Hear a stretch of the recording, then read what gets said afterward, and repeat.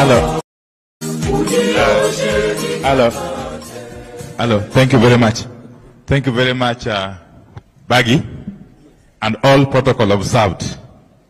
I want to start by saying that as the Azimio la Umoja Coalition parliamentary group, we fully associate ourselves with the sentiments that have been expressed since this morning. And more particularly, we fully adopt the position taken by the social justice sector on these issues. Fully. Let me just ask those MPs who are here to just stand so that we may know them. Just stand and wave. Very good. Asanteni sana. We also have in our midst the leader of majority of the Nairobi County Assembly, Mheshimiwa Peter Imwatok, and I think their whip, Mheshimiwa Moses Ogeto, and all the MCS who are here. Kindly be upstanding for you to be acknowledged. Thank you very much. And let me say this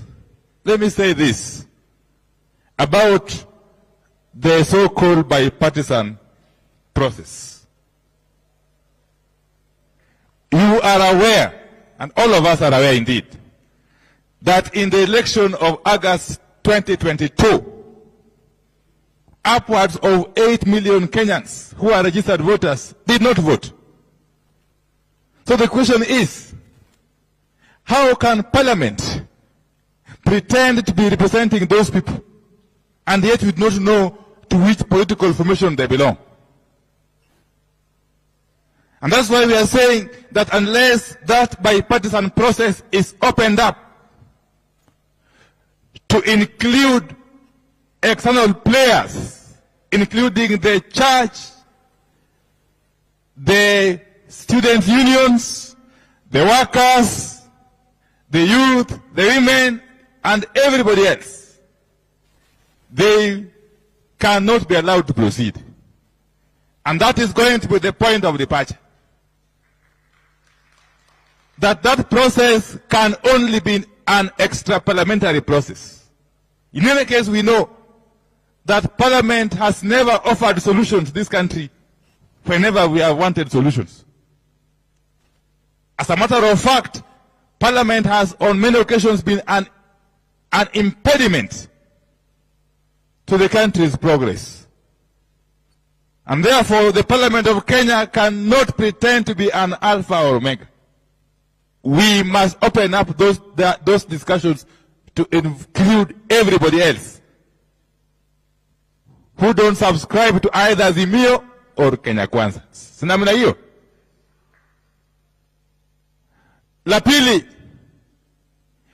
the current economic situation that we are facing, which has resulted in the government for the first time in our history failing to pay its workers, is directly linked or related to that election of August last year and its outcome, which we have rejected. Because anywhere else in the world, when a regime comes into power, it must first inspire confidence. If it is a legitimate administration, it must be able to reassure the investors, the business, the market, without even saying or doing anything. What we have seen with the Kenya Kwanza regime is the exact opposite.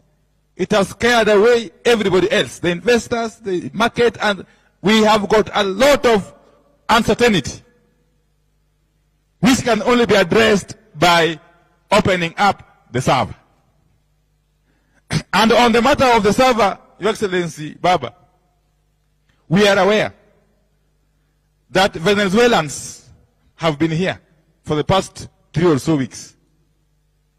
They were sent to come and try to tamper with the server, so that eventually, if the pressure is too much on them, they can open it up, and then we find falsified records.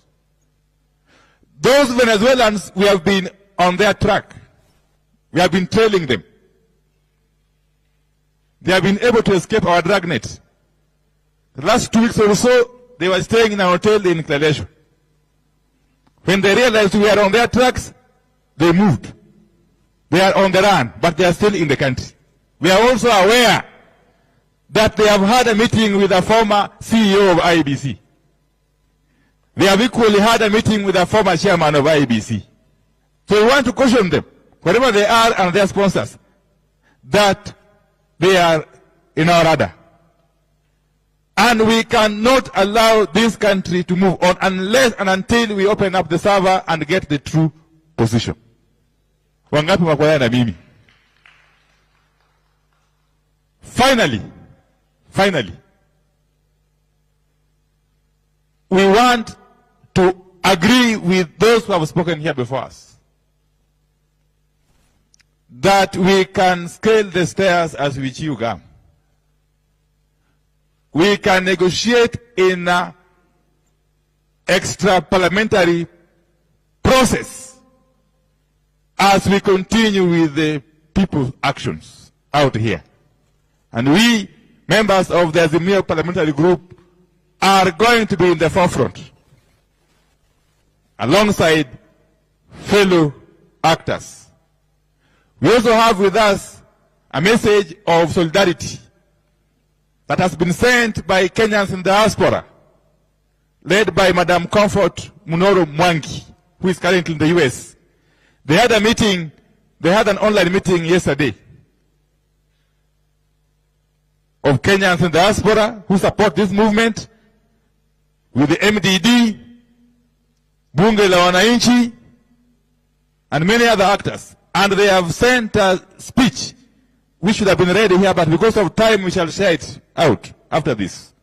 And therefore, with those preliminary remarks, allow me to just ask two MPs, one representing the National Assembly, who is Honorable Aladwa, to come and just say a jambo, and the leader of Minority Coalition in the Senate, the Honorable Senator Stewart Mazayo. Just 1 minute each before I give the microphone back to the Honorable Waziri Eugene Wamalwa.